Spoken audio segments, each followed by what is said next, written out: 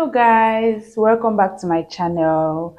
So my name is Golda. For those of you who are just coming across my videos for the first time, and an international student living in Finland and studying engineering in Finland. So this is my second year. I have been here for a year already, and I'm so excited to share with you all my experience so far living in Finland. It has been more of an adventure for me. When I came last year, I had a lot of challenges to deal with, starting with the weather and also the food, Finnish language, and a lot. And I'm glad that this year it has taken a different turn for me, and I've been able to adapt to the weather a little bit, because I won't lie, the cold is still there and I think it's getting worse. But I think summer was cool and beautiful. I really love the summer here. And though we have the cold winters to come in this year, but I'm hoping that this year is going to be better than last year. And as for the food, I have tried adapting. I am still trying, and I think that I'm loving it by the day. I'm learning to live and eat like the Finns do by the day. So it's been an amazing journey so far, and here are the things that I have learned so far while living in Finland within this 1 year, from both academically or the lifestyle of the people, and maybe extending to their work style, their way of doing things. Here are the list of things that I've been able to learn in my stay here in Finland for 1 year. I saw like the weather to be something that would be one of my main barrier. Last year September, when I just came, temperatures were ranging for like 14 degrees to like 2 degrees, and when we went to October ending, we had snowfall within 1 month of my arrival in Finland. I mean, this was extreme. And it was so cold. It was exciting at first because I had never seen snow before. I mean, it was my first time in Europe, and I'd never experienced snow before. So I had this excitement in me, like I wanted to really witness how it felt like to, see the snow and everything. And it was so exciting for the first week, taking cool pictures and like having a great moment with it. Then we moved to the second week, third week, and 1 month. And when it was December, and we started experiencing this darkness. So in Finland, I don't know about other part of Europe, but I want to focus here what I've seen so far. During the winters, we usually have darkness, right? Not like a 24 hours darkness. So sometimes, like around January, you might have darkness for like 2:30, from 2:30 p.m. right up to like 8 a.m. in the morning, or sometimes 9 or 10 a.m. in the morning. And then you have daylight.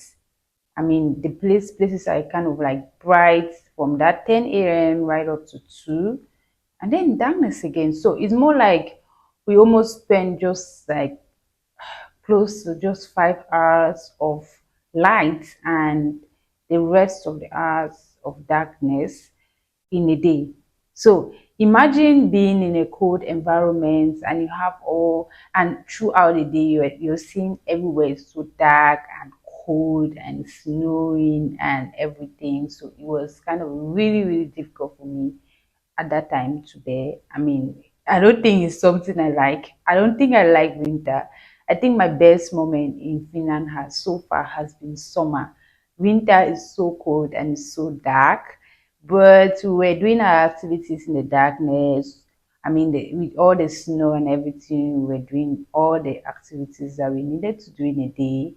Go to school, go to work, or wherever you're going to, you still have to try to do your things, because we have to survive. So no matter how the snow is, no matter how the winter gets cold. Like there are some days that we were outside and it was like 31 degrees, and but I've never experienced something like that. And it was really, really something that I would say that was the first experience for me. Was it a good experience? No. It wasn't a good experience, but then we got past it. So since I think since Finland is found in the Nordic countries, among the Nordic countries, that's why it's really cold that way.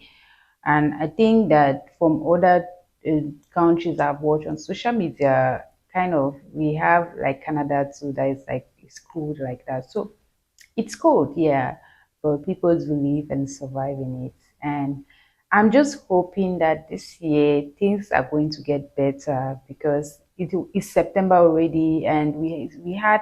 I think this is the first week that we are having temperature as low as 7 degrees, feeling like 4 degrees.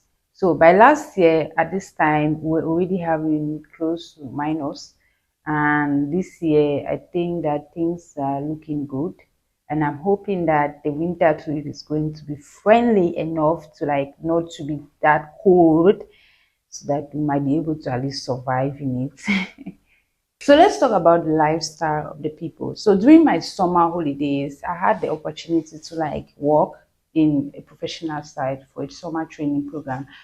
And during that time, I had the opportunity to observe, to look, to watch at how Finns behave at work and their culture so far at work. And I think that is an exciting thing because, yeah, we have I think most professional jobs have like two work schedules. I don't know for where I was working, and kind of they start working from like 8 a.m. in the morning to 4 p.m. And some people can start from 7:30 a.m. in the morning to like 3:30. So it's kind of like an 8 hours a day work.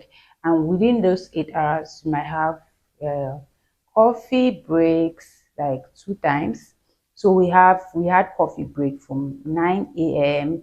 and coffee break at 2 p.m. And then we had lunch at 11 a.m. So it's so that's why we have those extra hours from like when you say 7:30 to 3:30, there's an extra 30 hours there that you're giving to the company because we don't between these 30 hours you are having your other coffee break, which is I think 15 minutes, and you're also having um lunch. I don't know. Yeah, so that is the way it is. And they are so cool at work. I mean, it was really a friendly experience for me. I was so excited. And do you know one thing I really saw when I was working there is like they respect each other hierarchy quite all right, but you would never know that this is a boss when it comes to an office. You hardly tell because they are so social to each other, and you might think that everyone is at the same level. You can hardly tell that this is the boss.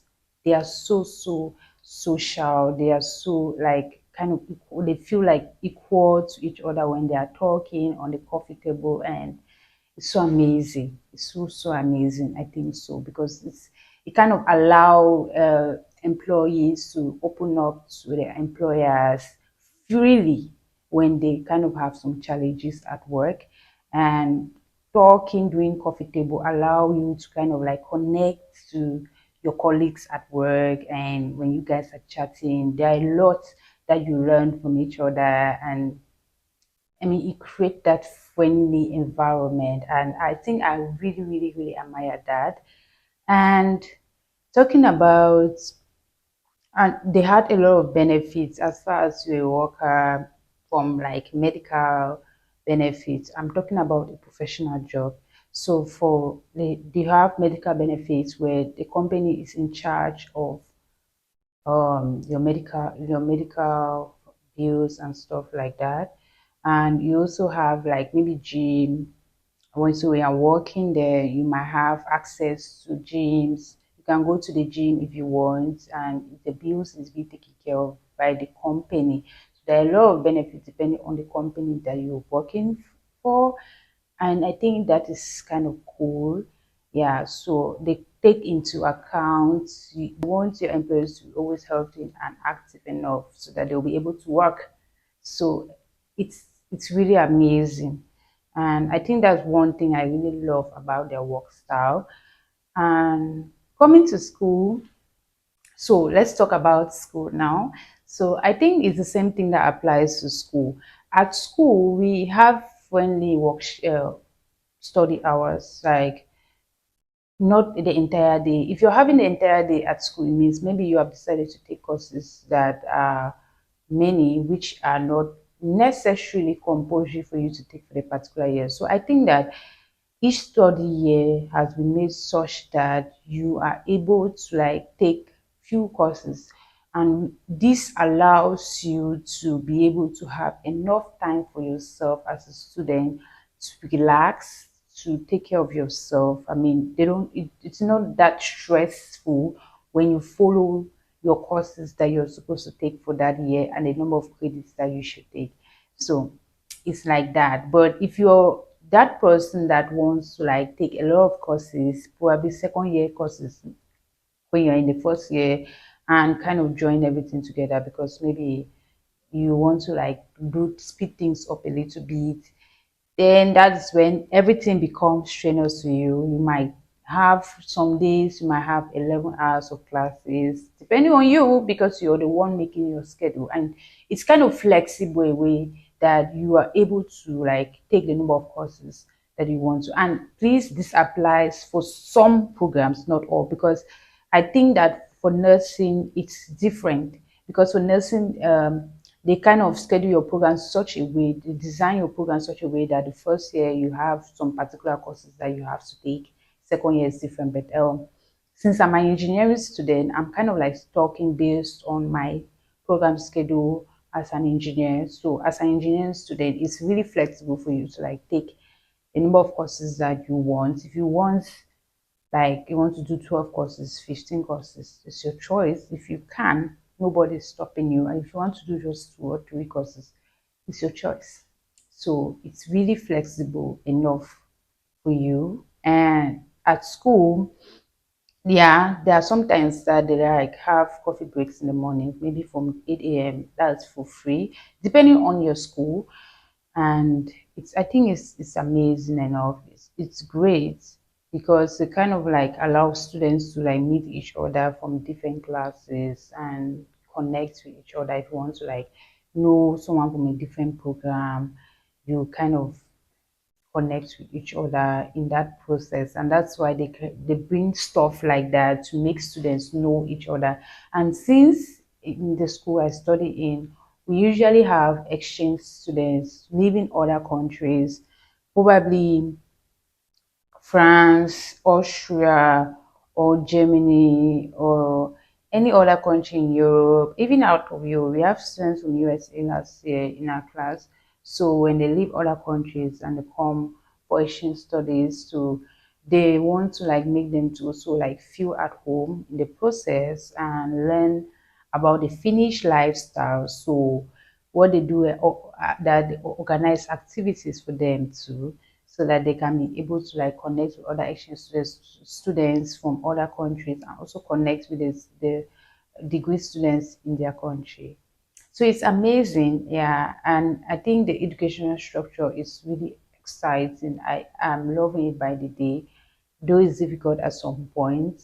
And what they do about their study is that it's like mostly like a self-study uh program. So Finland values self-studies, which means that for each academic year, what a teacher can probably do is that they give you tasks a lot so that you can do a lot of research. And they believe that by researching more, you learn more. And I think it's amazing. Yeah. So when you're researching, you learn more from researching, and rather than a teacher coming to class and teach you everything and then you write the exam and pass. So they also train you more on presentation. So you present almost all the time in school, making you getting used to public speaking, so that probably when you find yourself in the job market, you'll be able to like give out good presentations when you are needed to. And it's quite really, really exciting how all of these things are being programmed. And another thing is that for the school I study in, they usually like organize programs like recruitment fairs from other where they meet with other countries. Sorry, when they meet with other companies from the industrial areas who are hiring to come to school and probably talk about their companies to students, what they do. And if you're interested in joining them, you can always write an application to them. Probably as a white student on that day, you have series of applications that you have written, and on that day you can just decide to like share it them so that these opportunities not missed. So they give students the opportunity for recruitment fair, so that you should also be aware that this company exists and they are doing this. So if you're interested, you can apply to them. And if you're lucky enough to be selected, then probably you're going to work there. And even for thesis students who are looking forward to writing their thesis, they can always have the opportunity to go there and work. And aside of that, they also take students to like tours, like we visit different companies. If you have been watching my videos, you will discover that last year we had the opportunity to like visit close to 3 different companies, and the videos are there.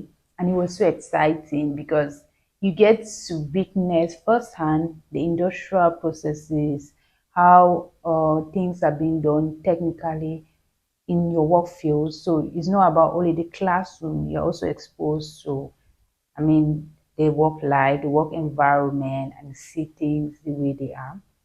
And I think it's pretty amazing. Yeah, it's something I really, really love about studying here. They expose you to all of these resources so that you're acquainted to them before the end of your studies. So that at the end of your studies, even if you're finding your way, you know where to go and look for those jobs if you want to. I'm not saying that you always be accepted or always be employed or stuff like that, but it's always good to try. So if you have the information that this company is producing this, so you'll be able to apply to those companies when you have graduated from school. At least you know that this company exists and is producing this. So this is just something really, really amazing about studying here so far that I have loved so far about the school that I'm studying. And keep getting better every day. They also give students opportunity for exchange studies. So if you're someone that maybe you want to have the opportunity to study in another country, probably for 1 year or half a year, you are given that opportunity. So if I want to, I could decide to go study in Germany for a semester, and that's the choice. So they take care of your flight, they take care of your accommodation, and give you some money to go upkeep that you're going to like use while there. So there are opportunities like that too for you. Yeah. Why did I get an opportunity to work during the summer training program? Um, okay, so this is the question that I would really love to like use to inspire some people who are living in Finland, international people, international students as well. So when I came last year, I noticed that a lot of people are like, when they come to Finland, they always want to settle in just for like cleaning jobs and maybe working in food companies, and they want to end there. And I'm that person who is not satisfied with that, because I know that I have gone to school and I'm not going to school to come and end up as a cleaner or something. Yeah, it's a noble job. It's a noble job. But I felt that it was also proper for me to aim for something higher. So I decided to put myself out there, despite the fact that people were saying that they don't hire international people or the black or whatever country you're coming from in Finland, because first of all, the language is a barrier. And I truly understand that, because it's kind of really difficult for you to work in a Finnish environment when you don't know how to speak Finnish. I mean, communication is the key here. So if you're working in such places and you don't know how to speak their language, it becomes difficult for you to get acquainted with the people, and there are a lot of information that you might miss out. So I think that maybe that's one of the reasons why it's really difficult for them to hire people that don't know how to speak Finnish. And I actually noticed that during my summer training, it was amazing, quite all right, but I was lagging behind because I knew that there was something lacking, which is the language. I needed to learn the language in order to talk with everyone. I also like take part in the coffee break communications with everyone. So yes, the language is very, very, very important, and I'm looking forward, not actually looking forward, I want to do my best so that this year I at least get a certain level of knowledge in Finnish language, that I'll be able to like apply for it next year, maybe in different companies or the same company, hoping that if I'm accepted, I'll be able to talk freely. Yeah. So I think that being in Finland, one should not only aim in like doing the minor job because you feel like Finnish is a barrier. And I also think that the aspect of Finnish being a barrier is not just in professional companies, everywhere, whatever job you want to do, it's everywhere. And I feel that it's always okay for you to try to put yourself out there first. Trying. Do not be discouraged first. I mean, just try. Okay, and when you try, put God there at the center of it, because He is the one that can help you out here. I would say that for my case, God was the ultimate helper. He helped me through the process, truly.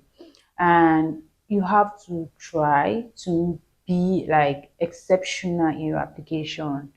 Apply. Don't just assume that since people are not working professional jobs, so they will not take you. Keep applying. You will have like 100, unfortunately, but it shouldn't stop you from putting yourself out there and showing to them that you are capable of doing that particular job. So this is just what I feel that most people kind of lack out there when they come to places, Finland. They feel that since the language is a barrier, they're not going to employ them. No, I don't think so. So I think we should keep putting ourselves out no matter where we are. I know it's tough. It's definitely tough, and it's not a guarantee. But as far as you have the ability to keep trying and you have the facility, you have the knowledge, you are being trained in school, I think you should keep trying to get to where you want to work where you want to. Don't give up. If you apply the first year and they don't take you, apply again.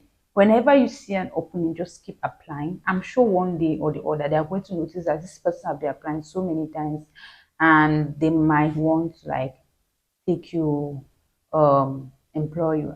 This doesn't apply only in Finland, I think everywhere.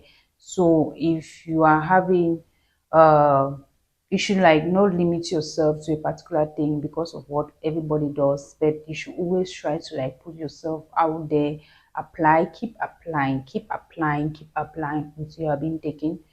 And this was just what I had in my mind when I just came. And I applied. I can't really tell how many companies I applied to. I kept applying since last year to this year, and I was lucky enough to at least have one at the end, which was my summer job, and it taught me a lot. I learned a lot from that company. It was so amazing, and trust me, it is amazing. And also, I think that we also have like as living in Finland, it's good to put in that effort to learn the language so that things are going to get better by the day, because I think everyone is aiming to be great. Everyone is aiming to get to the particular level they want to financially and I don't know, status wise or whatever. So just know your goals and go for it.